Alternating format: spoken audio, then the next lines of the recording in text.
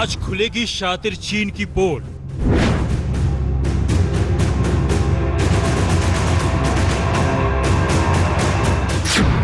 Corona पर आज कटघरे में है चीन।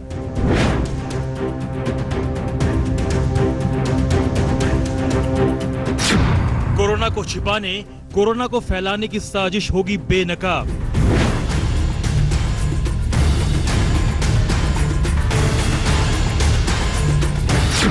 चीन की काली करतूतों का भांडा फूट गया।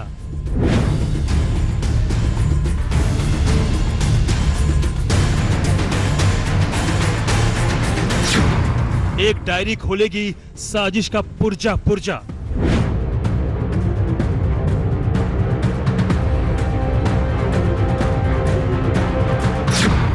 ये ऐसी डायरी है जिससे कांप उठा है चीन।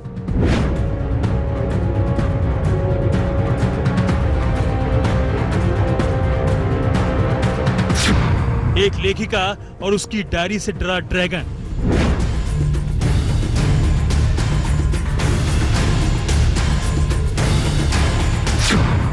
लेखिका की जान का प्यासा हुआ चीन।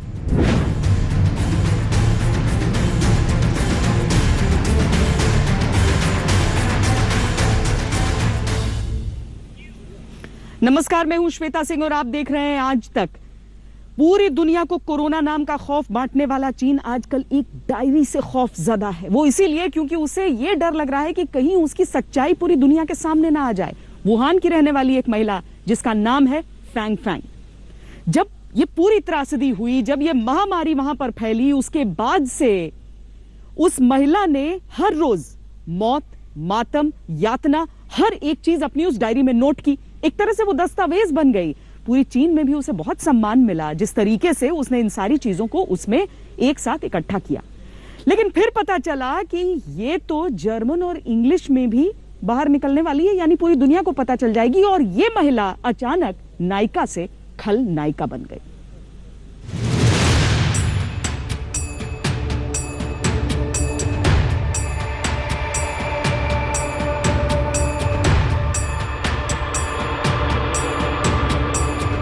मिलिए फैंग फैंग से।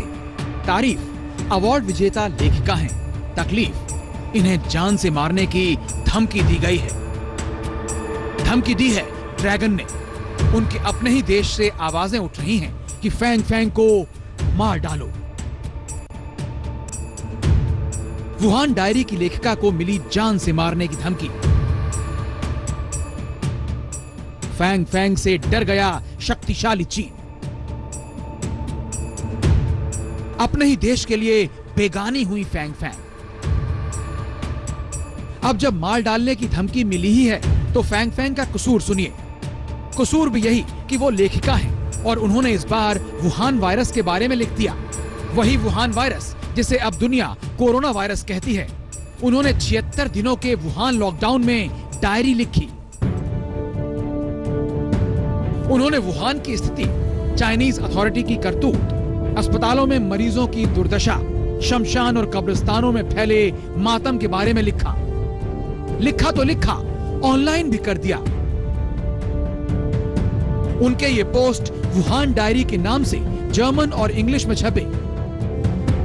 फैंग फैंग ने वुहान डायरी के ऑनलाइन वर्जन में कुल 64 पोस्ट डाले।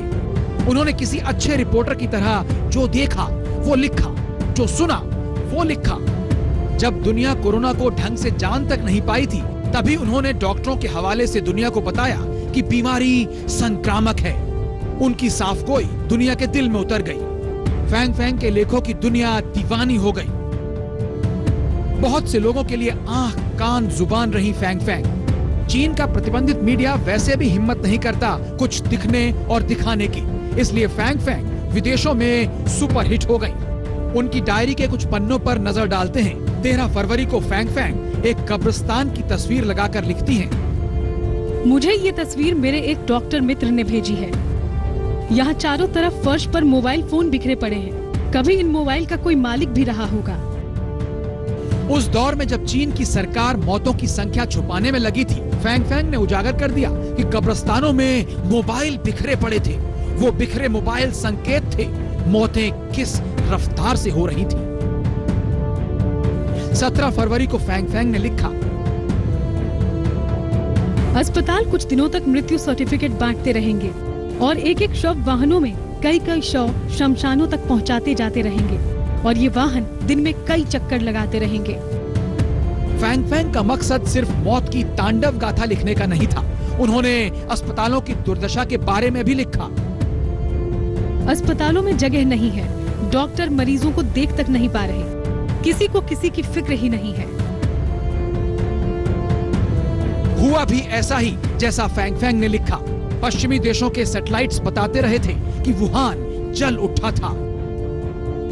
इतनी लाशें उस दौरान जलाई गई थी कि सैटेलाइट्स ऊपर से हवा में सल्फर की मात्रा का अनुमान लगाकर मौत के आंकड़े बता रहे थे। पश्चिमी देशों में इस बारे में बहुत कुछ देखा गया, मगर रिकॉर्ड बुक में मौत के आंकड़े 3,500 यानी 3,500 के आसपास ही रहे। इन आंकड़ों को पिछले हफ्ते ही चीन ने थोड़ा संशोधित किया। खैर, फिक्र यहाँ चीन की नहीं, फैंग फैंग की है, जिनकी जान का दुश्मन हो गया है खुद उन्हीं का मुल्क। आज तक ब्यूरो। झूठ केवल चीन की तरफ से नहीं बोला गया, झूठ दरअसल आरोप ये लग रहे हैं कि WHO ने चीन की इस त्रासदी को बहुत छोटा करके दिखाने की कोशिश की। और ये जो आरोप लग रहे हैं वो कोई आम इंसान नहीं लगा रहे हैं, बल्कि अमेरिका की तरफ से लगाया जा रहा है। और इसीलिए डोनाल्ड ट्रंप ने यहां तक कह दिया कि WHO की फंडिंग नहीं दी जाएगी अमेरिका द्वारा। तब चीन ने कहा कि जो फंडिंग में नुकसान हो रहा है वो हम अपनी तरफ से देंगे।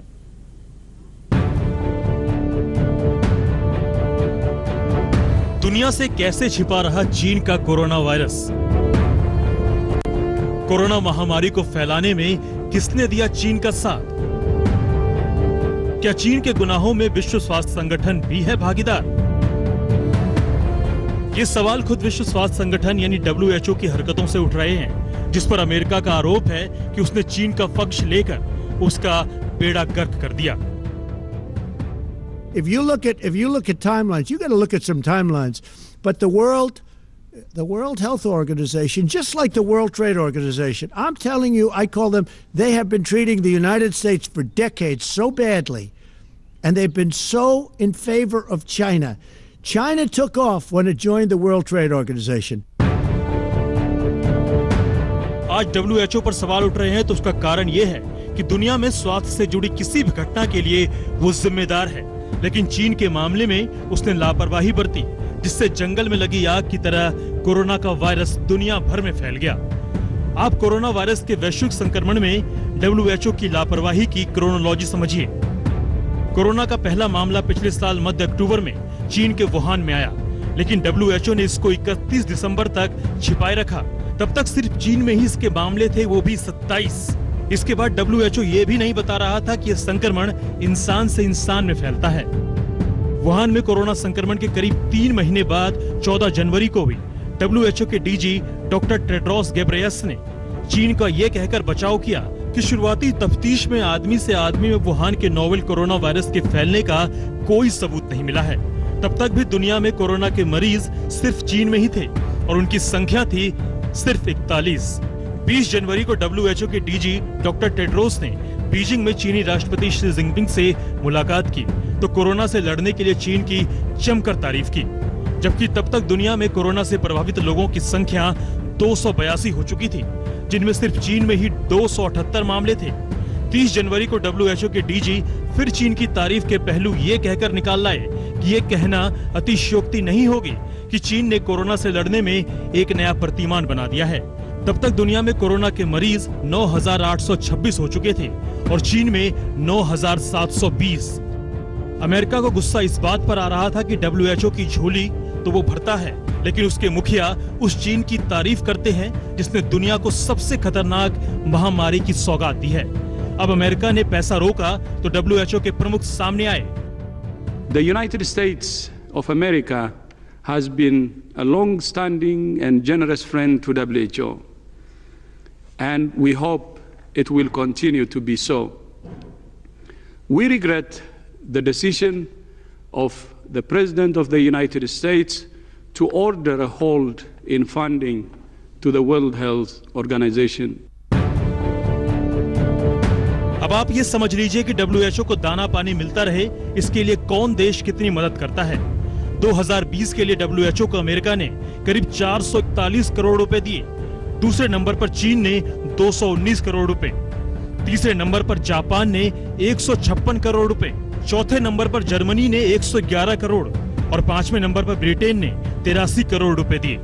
हालांकि अमेरिका में ये मांग उठ रही है कि चीन की सजा WHO को नहीं मिलनी चाहिए, खासकर ऐसे मौके पर।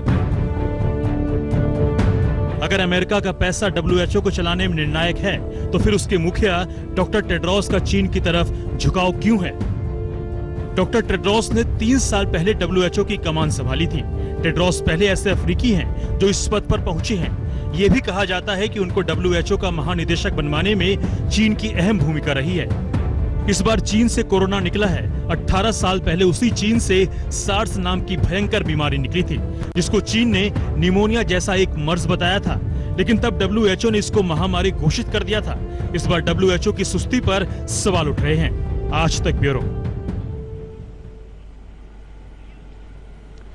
चीन में कुछ भी बोलने की आजादी नहीं है, सूचनाएं वहां से बाहर नहीं निकल सकती। चीन जो कुछ करता है चोरी चोरी चुपके चुपके करता है, लेकिन कहा जाता है ना कि कोई भी झूठ बहुत लंबे समय तक आप छुपा नहीं सकते। इसीलिए कोरोना की महामारी के जो आंकड़े उसने दिए कि कितने लोग चीन में मारे गए, वो आंकड़े उसे दोबारा खुद रिवाइज करने पड़े। और ये इसीलिए हुआ क्योंकि अलग अलग स्रोत से, जैसे कि कितने मोबाइल कनेक्शन वहां से अचानक गायब हो गए, किस तरीके से अस्थि कलश के लिए लंबी लाइन वहां पर लगी, इस तरह की जानकारियां निकलने लगी और चीन का झूठ बेपर्दा होने लगा।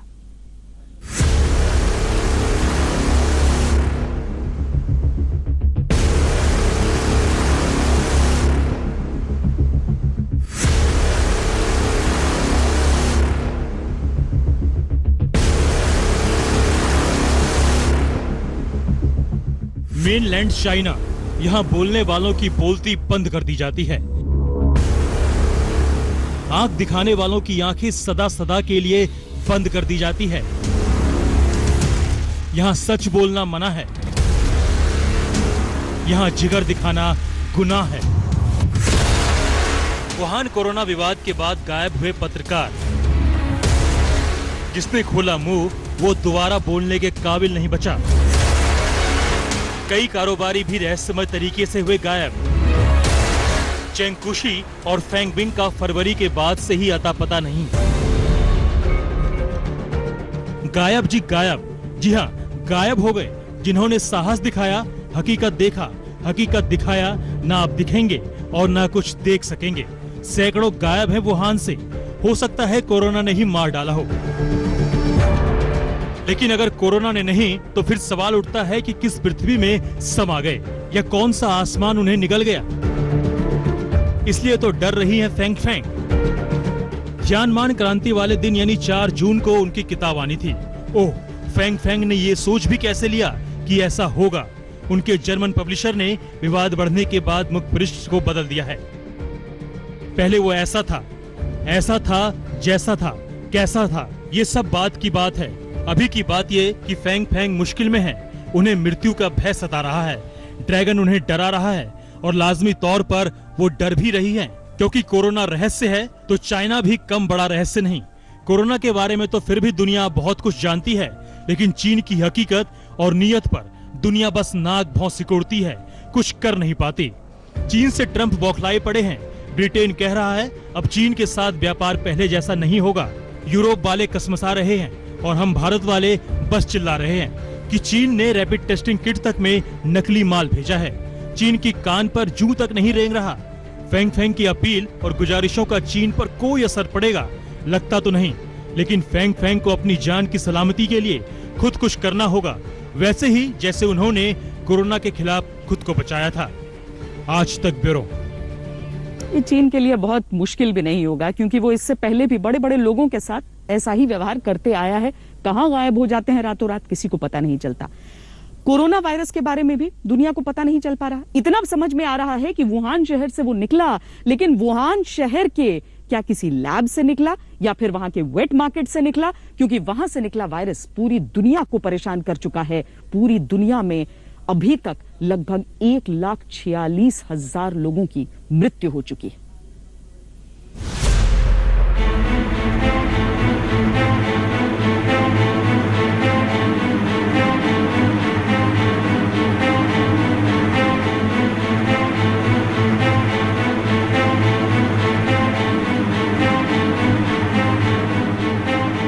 वुहान डायरी की लेखिका फेंग फेंग ने जो अपनी आंखों से देखा उसे दुनिया को बताया।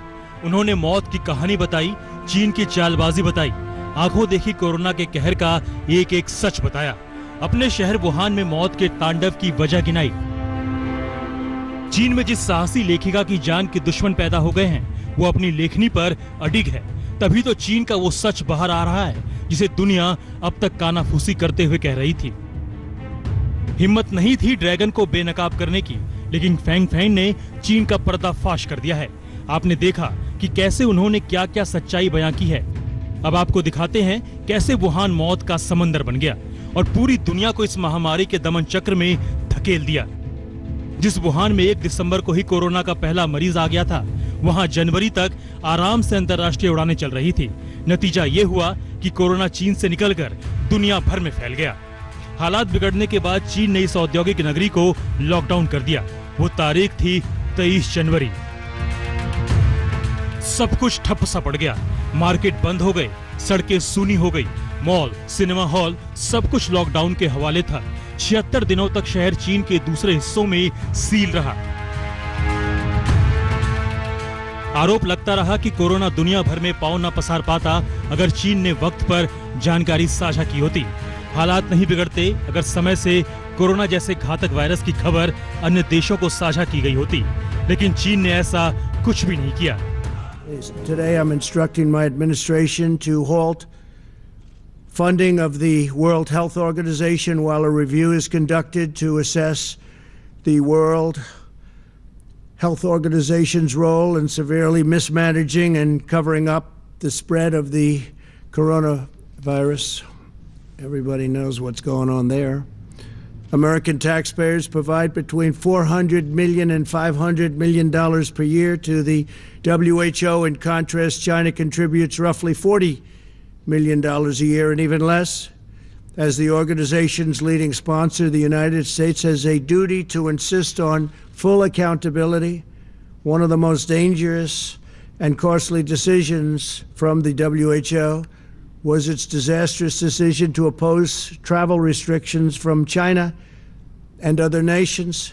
They were very much opposed to what we did. Fortunately, I was not convinced and suspended travel from China, saving untold numbers of lives. Thousands and thousands of people would have died. आरोप ये भी है कि Wuhan के virology lab से ही corona का जन्म हुआ।